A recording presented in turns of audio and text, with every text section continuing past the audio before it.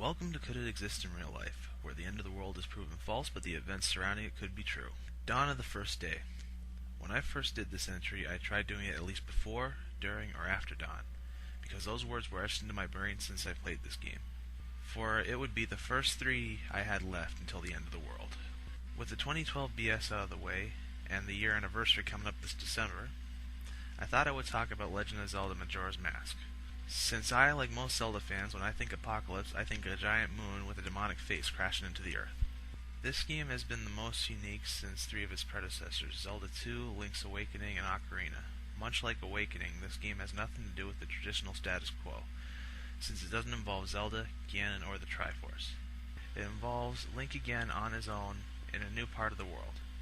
This game also has two unique styles of gameplay. It was the first and only Zelda game to have a timer, as well as new techniques for Link to use in the form of masks. It was also regarded as one of the darkest games to ever be given an E rating for its apocalyptic aspect. So dark that the next game that came 8 years later was rated T for teen. Our story begins after Ocarina of Time. Link leaves Hyrule in search of Navi, since at the end of the first game she leaves him. All the Navi's annoying jokes aside, I think it's pretty heartwarming that he thinks about all his friends even after his adventures. Unlike a certain alien in a police box, but I'll get to him soon enough. Anyway, he gets mugged by a skull kid wearing a very strange mask and two fairy siblings, Tattle the yellow sister and Tail the purple brother. As a result, his horse opponent gets stolen, and the Ocarina of Time, which present-day Zelda gave him as a reward for having present-day Ganondorf arrested for his future crimes of humanity, gets stolen as well. When Link catches him, the skull kid uses his powers to transform Link into a Deku scrub, those annoying bastards that shoot nuts at you. The Skull Kid leaves him there in haste with Tail, and as a result leaves Tattle behind. Tattle, worried about her brother, forms a truce with Link to help him find the two. Along the way they arrive in Termina and meet the Happy Mask Salesman, a minor character from Ocarina of Time. He wants the mask that Skull Kid is wearing, and will help Link return to normal. The catch is, though, he's leaving in 3 days. Link takes the deal and goes around looking for the Skull Kid. There's some difficulty because the villagers in Termina don't take kindly to Deku scrubs. Racism in Zelda games, for kids. However, with the help of Tattle, the Great Fairy, a gang of kids known as the Bombers, and an old professor, Link manages to find the Skull Kid on top of a clock tower. Okay, I know Doc Brown is stalking me. The previous game I analyzed had a lot to do with cause and effect and time travel. Now the second game of the 64 series has a frickin' clock tower. Okay, getting off topic here. He finds the Skull Kid who reveals his plan. He plans to use the mask to pull the moon to the earth, crushing Termina. Tail gives Link hints to places where he could stop it, and Link knocks the Ocarina of Time out of the Skull Kid's pocket. Link retrieves it, and after a brief cameo from Zelda, he uses the Song of Time to take him and Tattle back to the first day. The Happy Mask Salesman turns Link to normal, leaving his curse to be nothing but a mask.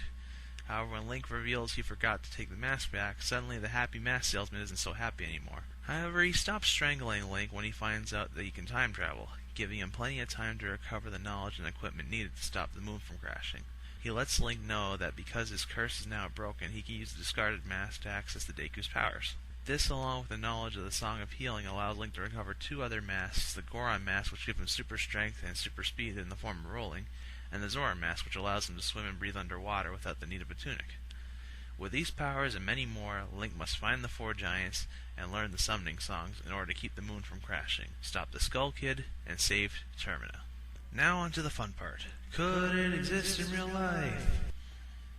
Now, since this takes place right after Ocarina of Time, items like the Bomb Chew are already covered. The only item that's considered new to me is the Great Fairy Sword and the masks. The former because the Razor and Gilded Swords are just like upgraded versions of the Kokiri Sword, ergo too obvious of a real-life weapon to use. The Great Fairy Sword was a gift from the Great Fairy in Akana Canyon for helping her pull herself together. It works the same way as the Master Sword, as it can repel magic, but like the Big Horn Sword, it could also cause more damage than a regular sword. However, its strange design and oddly colored blade would mean it wouldn't exist, right? Wrong.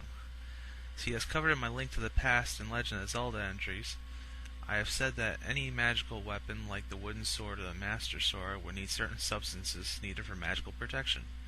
I at first thought when I seen the Great Fairy Sword that it was just a painted up wooden sword. However, when I read about the damage it was quite capable of, I figured it must be made of some strong material too. I then figured that since it was a magical item, what other substances would it be made of if it wasn't wooden or metal? Then it hit me. It's made of molten gem. Now, before I can confirm it, I wanted to see that it was possible. There were other game swords that used the concept of being made a gem, but that wasn't enough. According to Discovery, on planets such as Uranus and Neptune, there was claimed that NASA found oceans of molten diamond. Diamond is the hardest gem in the world, so if it could be melted, why not other gems? The sword itself was green, red, and purple on the blade, so that could be ruby, emerald, and amethyst, which symbolize protection, love, and power, the three of the key ingredients to combating evil. The next item we have is the masks. I already mentioned the three masks, but I'll get to them all. The Deku, Zora, and Goron masks could and cannot exist. In real life, they wouldn't give you that kind of power, but they represent, along with the Great Fairy mask, Gibdo mask, and Captain's hat, a power that is better to the wearer. With the exception of the first three due to their shape-shifting abilities, many of these masks are paper-thin. You'd have to meet somebody very gullible to fall for the disguise. However, in most cultures, when you receive a mask from a certain group, tribe, or gang, it symbolizes that you're an official member of that organization, and would be treated as such by others that see the mask, no questions asked. This is what kept Link from being attacked by the Re-Dead when he wore the Gibdo mask. They knew all along he wasn't a member of their race, but they also knew that he won over a respective member, and as such treated him no different. Same goes for the Circus Leader mask. Many people calmed down around Link due to the fact that he was wearing a gift from their relative, and as such, they treated Link like family. The Romani mask and the Postman mask exist too. In real life, they're called job uniforms. Wearing them makes you employees. In this case, the Postal and Milk Services. However, unlike the game, you can't just wear a uniform and claim money to work there. You have to actually be an employee there. Link would have had to serve time for fraud in that case. But he was saving the world, so he's forgiven. Masks such as the Bunny Hood and All Night masks don't exist. The Bunny Hood does not allow you to run fast, because all it is rabbit ears. Like I said in past, it's your foot that's real speed. As well as the Camaro mask. Link knew how to dance, he was merely just being part of the group. The All Night mask is somewhat true, as there are masks that contain certain substances that will keep you awake. I will not mention them because those certain substances are dangerous and insomnia is probably not the way to go. I'd say I'd be surprised about the use of such things in a kid's game, but this is the same game that says you can get drunk off milk and have hookers with healing powers. Now the next series of masks are similar to the early ones above, the Don Gero and Bremen masks. They are designed to communicate with frogs and chickens respectfully. Could they exist? Yes and no. The Don Gero mask isn't a mask per se, but a frog call, a device designed to sound like a frog croaking. This was mainly used to hunt frogs or attract other animals during the hunt. The Bremen mask, however, is not what causes chickens to march, but rather the song that plays when you wear it. As mentioned in Link's Awakening, animals respond to certain sounds, and this is no exception. The chickens knew how to do this march, they just needed the one song. I regret to inform you that the Blast mask also exists. Much like the Goron tunic, this thing came from another name, a suicide bomb, an explosive designed to blow up the wearer and take out anyone nearby. Much like the Goron tunic, I advise your readers never to try to recreate this mask. It will kill you, and whoever you decide to test it with. Another elephant in the room I had to get out of the way. Last but not least, there are the title masks, Majora and Fierce Deity. This is another yes and no, and I'll tell you why. The no part is obvious, they won't give you any powers. However, the yes is much like I mentioned in terms of group acceptance. There are cultures that believe that if you wear the mask that represents their respective gods and deities, you will become that deity. The pro is that when you get it, you get well respected among the people. The con is, however, not everyone is a believer. The ones that do believe put it through the minds that if they kill their god, they'll become their god, putting the mask wearer at risk, whilst the non-believers will attempt to overthrow said god. However, the worst con, and this has become the most popular things among tribes and dictators alike, is that the wearer would come mad with power and abuse it to its own selfish needs. The scary part is this still happens today. Now before I conclude this one, there's just one more thing that is sure to jump your socks. The Happy Mask Salesman.